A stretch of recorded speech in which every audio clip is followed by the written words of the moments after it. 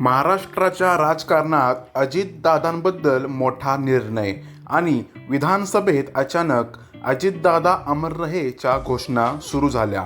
नेमकं काय घडलं?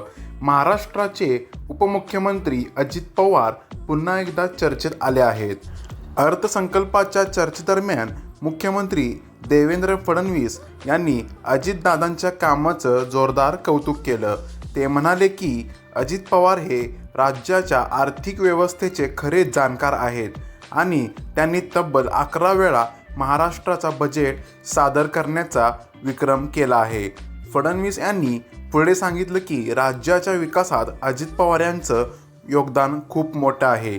याच पार्श्वभूमीवर सरकार त्यांच्या कामाचा सन्मान करण्यासाठी त्यांच्या नावाने स्मारक आणि विशेष पुरस्कार सुरू करण्याचा विचार करत आहे. हे वक्तव्य होताच विधानसभेत वातावरण अचानक भावनिक झालं. अनेक आमदार उभे राहिले आणि सभागृहात अजितदादा अमर रहेच्या घोषणा घुमू लागल्या. मित्रांनो, अजित पवार यांच्या राजकीय कारकिर्दीत तुम्हाला त्यांचं कोणतं काम सर्वात मोठं वाटतं हे कमेंटमध्ये नक्की सांगा. आणि अशाच लेटेस्ट राजकीय अपडेट्ससाठी चॅनलला नक्की सबस्क्राईब करा.